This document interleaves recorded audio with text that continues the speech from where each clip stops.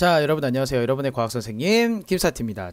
이번 시간에는 순물질과 혼합물의 이제 녹는 점, 끓는 점, 어는 점을 이제 비교를 한번 해볼 거예요. 그러니까 즉 뭐냐면은 우리가 지난 시간에 배웠을 때는 순물질의 경우는 녹는 점, 끓는 점, 어는 점이 항상 일정했었죠. 일정했는데 과연 그럼 혼합물에서는 녹는 점, 끓는 점이 어는 점이 어떻게 나타나는지 그거에 대해서 한번 좀 보려고 합니다.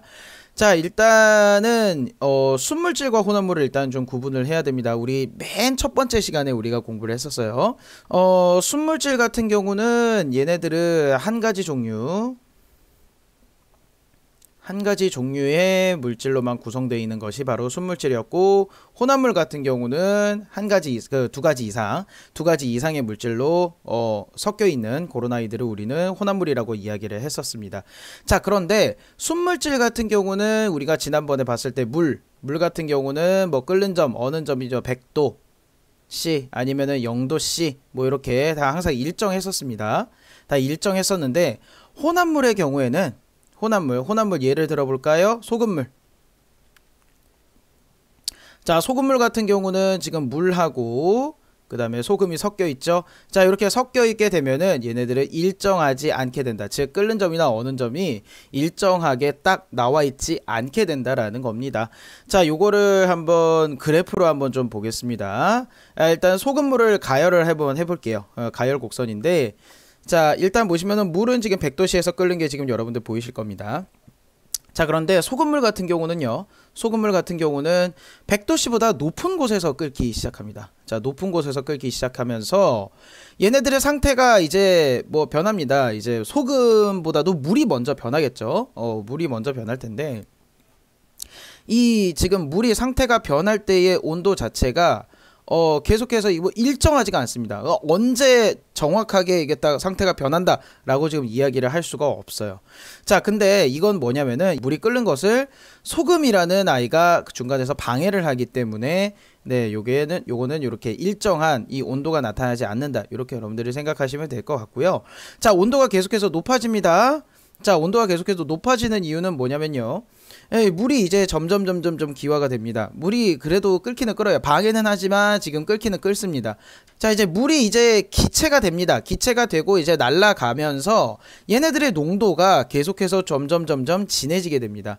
자, 농도가 진해지다 보니까 소금의 영향력이 조금 더 높아지게 되는 거죠. 자, 그러면서 얘네들이 점점 온도가 계속해서 조금씩 높아지는 것을 보실 수가 있게 되겠습니다. 자, 요 그래프 여러분들 이해되실까요? 오케이. 자, 그래서 이런 소금물의 가열곡선과 같은 그러니까 즉 끓는 점이 혼합물이 됐을 때 끓는 점이 오르는 요런 현상들이 생활 속에서 어떻게 있는지를 한번 보면은요. 자, 국수를 삶거나 라면을 끓일 때 소금을 넣거나, 자, 라면을 끓일 때 스프를 먼저 넣게 되면은 얘네들이 끓는 점이 더 높게 형성이 됩니다. 끓는 점이 높게 형성이 되면서 저 높은 온도에서 물이 이제 끓게 되거든요. 자, 그렇게 되면 국수를 넣거나 아니면 라면을 넣었을 때 더 높은 온도에서 열이 충분히 국수나 라면에 전달이 되기 때문에 얘네들이 좀 더 빠르게 익을 수도 있고요. 짧은 시간에 국수를 삶을 수 있어서 면발이 좀 더 탱글탱글해지는 그런 현상을 여러분들이 보실 수가 있게 되겠죠. 자, 그러면 냉각곡선을 한번 보겠습니다. 소금물의 냉각곡선을 보면은요, 냉각곡선이면은, 자, 소금물입니다, 친구들. 이게 액체죠. 자, 액체의 냉각곡선입니다. 액체의 냉각곡선은, 잠시만요, 액체가 냉각이 된다. 아, 그러면은 액체에서 뭘로 변하는 거예요? 그죠? 고체로 변하는 게 되는 거고요. 자, 액체에서 고체로 변한다. 요거는 어는 점이 되겠습니다. 어는 점. 이 어는 점은 사실 바닷물하고 강물하고 여러분들이 생각하시면 제일 편해요. 바닷물하고 강물. 누가 더 먼저 얼어요? 강물이 먼저 얼죠. 그죠? 강물이 먼저 얼고 그 다음에 나중에 바닷물이 얼게 됩니다. 자, 이 이유는 지금 여기서 바로 나오게 됩니다. 자, 0도씨보다 낮은 곳에서 얼기 시작합니다. 혼합물일 때는. 소금물의 경우는 0도씨보다 낮은 온도에서 얼기 시작해요. 자, 그래서 바닷물이 훨씬 더 낮은 온도에서 얼기 때문에 바닷물이 겨울에도 잘 얼지가 않게 되는 겁니다. 자, 물이 어는 것 자체를 소금이 방해를 하기 때문에 얘네들이 저 낮은 온도에서, 훨씬 더 낮은 온도에서 이제 물이 얼게 되는 거고요. 자, 이렇게 어는 동안에는요, 어는 동안에 물이 이제 응고가 되죠. 물이 이제 고체가 됩니다. 고체가 되다 보면 이 소금물의 농도가 점점 진해지다 보니까 아까와 마찬가지로 소금의 영향력이 훨씬 더 강해지게 되는 거죠. 자, 그러다 보니 훨씬 자, 점점 얘네들이 낮은 온도가 조금씩 더 내려가는 요런 현상을 여러분들이 보실 수가 있게 되는 겁니다. 자, 지금 소금물의 가열 곡선과 소금물의 냉각 곡선을 보셨는데, 자, 여기서 여러분들이 조금 쉽게 기억을 하시기 위해서는, 자, 보세요. 요거는 지금 물이에요. 물이 지금 가열하는 거니까 얘네들은 끓는 점입니다. 끓는 점. 자, 끓는 점 같은 경우는요, 친구들. 끓는 점 같은 경우는 혼합물이 됐을 때 얘네들이 훨씬 더 높은 온도에서 끓게 됩니다. 자, 그래서 요거를 어떻게 보시느냐? 끓는 점 오름이라고 보시면 되겠습니다. 자, 혼합물이 됐을 때는 끓는 점이 올라간다. 이렇게 보시면 되겠고요. 자, 냉각 곡선을 보시면은 냉각 곡선은 어는 점이 내림이 되겠습니다. 어는 점이 내려간다. 그러니까 즉 원래 있는 그 순물질보다 혼합물이 되었을 때 물이 어는 온도가 더 내려가는 거를 볼 수 있게 되겠죠. 자, 오케이. 네, 요렇게 여러분들이 정리를 하시면 되겠습니다. 그러면은요, 우리 이제 이 냉각곡선의 생활 속 현상에 대해서 한번 좀 보도록 할게요. 여러분들이 요거 많이 보셨을 거예요. 이제 그 날씨가 점점 좀 추워지는데, 이제 그 눈이 많이 내리게 되면 이제 그 염화칼슘을 뿌리게 됩니다. 이 염화칼슘을 뿌려놓게 되면은 물과 염화칼슘이 섞여지게 되면서 어는 점이 훨씬 더 내려가서 얘네들이 잘 얼지 않게 되는 이런 현상을 지금 볼 수 있고요. 만약에 여러분들이 염화칼슘이 없다라고 하시면은 여기다 소금을 좀 파는 소금이 있습니다. 소금 같은 거를 좀 뿌려놓으면 빙판을 좀 이렇게 제거하는데 좀 도움이 많이 될 수가 있죠. 그 다음에 냉각수가 있습니다. 냉각수 에틸렌 글라이콜이라는 이 물질이 있는데요. 자, 이 물과 에틸렌 글라이콜을 섞어서요, 순수한 물보다 어는 점을 훨씬 더 낮춰주게 됩니다. 자, 그러면서 얘네들은 부동액으로서 역할을 할 수 있게 되는 거죠. 자, 요런 것들이 있고요.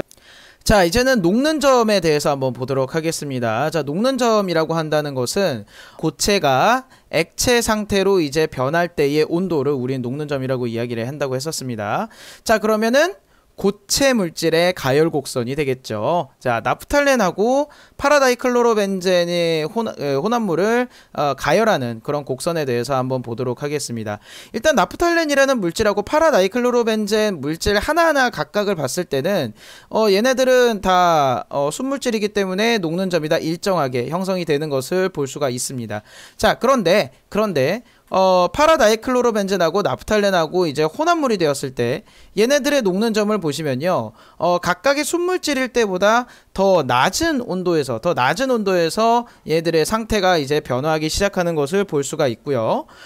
그 다음에 얘네들도 마찬가지로 아까 끓는 점과 어는 점과는 마찬가지로 여기 지금 온도 자체가 일정하지가 않습니다. 상태가 변하는 온도 자체가 일정해지지 않는 것을 지금 그래프로 볼 수 있게 되겠죠. 자, 그래서 보시면은요, 자, 각 성분 물질보다 낮은 온도에서 녹기 시작한다. 네, 요거 여러분들 볼 수 있습니다. 자, 그래서 녹는 점 같은 경우는요, 녹는 점 내림이 되겠습니다. 자, 녹는 점 내림. 자, 그리고 입자 사이에 잡아당기는 힘이 달라지게 되죠. 달라져서 순물질일 때보다 더 쉽게 끊어진다는 것을 볼 수가 있게 되겠습니다. 아시겠죠? 자, 그래서 녹는 동안에 온도가 계속 높아지는데, 자, 이거는 아까랑도 마찬가지예요. 소금물 같은 경우나 아니면 지금 이런 거 같은 경우도 먼저 녹아버리는 물질이 있습니다. 여기서는 지금 파라다이클로로벤젠이 먼저 녹는 물질이 될 것 같은데, 자, 어쨌든 먼저 녹는 물질에 의해서 이 혼합물의 이 성분의 비율이 지금 달라지기 때문에 얘네들의 온도가 계속해서 높아지는 이런 현상을 지금 보여지게 된다고 정리를 하시면 되겠습니다. 자, 그러면 여러분들 한번 쭉 한번 정리를 한번 해보죠. 일단은 아까 우리 끓는 점 같은 경우는 끓는 점은 혼합물이 됐을 때는 온도가 올랐습니다. 그래서 끓는 점 오름 이라고 정리를 하시면 되겠고, 그 다음에 어는 점 같은 경우는 바닷물 생각하시면 된다 그랬습니다. 바닷물하고 강물 생각하시면 된다 그랬어요. 자, 어는 점은 내림. 자, 그 다음에 방금 여러분 보셨던 이 녹는 점도 혼합물이 되었을 때는 더 낮은 온도에서 녹기 시작했기 때문에 녹는 점도 내림이 되겠습니다. 끓는 점 오름, 어는 점 내림, 녹는 점 내림, 요 세 개의 단어 여러분들이 꼭 기억해 주셨으면 좋겠습니다. 자, 그러면은 이제 고체 혼합물이 어떻게 사용이 되는지를 이게 보시면 될 것 같은데, 이 납하고 주석 이 섞여 있는 요런 현상들을 여러분한테 두 가지를 소개시켜 드릴 거예요. 맨 처음으로는 땜납이고요. 두 번째로는 퓨즈가 되겠습니다. 자, 땜납 같은 경우는요, 원래 이제 납이나 아니면 원래의 주석보다도 훨씬 더 쉽게 녹습니다. 쉽게 녹기 때문에 얘네들이 이제 그 납땜한다 그러죠. 납땜할 때 기판에 있는 금속들보다도 훨씬 낮은 온도에서 녹기 때문에 금방 이렇게 땜질을 할 수가 있습니다. 얘네들이 이제 붙여줄 때 기판에다가 뭐 칩이라든지 반도체라든지 이런 것들을 붙여줄 때 여기다 저는 사용을 하는 게 이제 땜납이거든요. 그래서 낮은 온도에서 녹을 수 있기 때문에 금속을 붙일 때 사용하는 것이 바로 땜납이 되겠습니다. 자, 땜납이 납보다 녹는 점이 낮기 때문에 쉽게 금속을 붙일 때 사용할 수 있게 된다는 겁니다. 자, 그 다음으로는 퓨즈가 되겠습니다. 퓨즈 같은 경우는요, 퓨즈는 지금 여러분이 2단원에서 퓨즈에 대해서 배우셨죠? 퓨즈 같은 경우도 마찬가지예요. 보면은 허용 이상의 전류가 흐르게 되면 열이 발생합니다. 이 열이 발생하면서 얘네들의 온도가 올라가게 되는데 녹는 점이 낮은 퓨즈 같은 경우는 쉽게 이렇게 뚝 하고 끊어져 버리게 됩니다. 끊어져서 과전류를 방지하는 데 쓰일 수 있게 되겠습니다.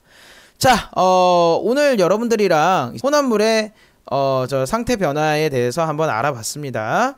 혼합물의 상태 변화에 대해서 알아봤는데, 일단은 다시 한번 정리하면 녹는 점은 내림, 끓는 점은 오름, 그 다음에 어는 점은 내림. 요거 꼭 기억하시고요. 생활 속에서 어떤 물질들이 이렇게 사용이 되는지를 여러분들이 한 번 더 정리하시면 굉장히 좋을 것 같습니다. 자, 이렇게 되면은 중단원 1단원은 이제 마치게 되는 거고요. 이제 다음 시간부터는 중단원 2단원 요렇게 지금까지 배웠던 물질의 특성을 이용을 해서 혼합물을 이제 분리하는 방법에 대해서 한번 배워보도록 하겠습니다.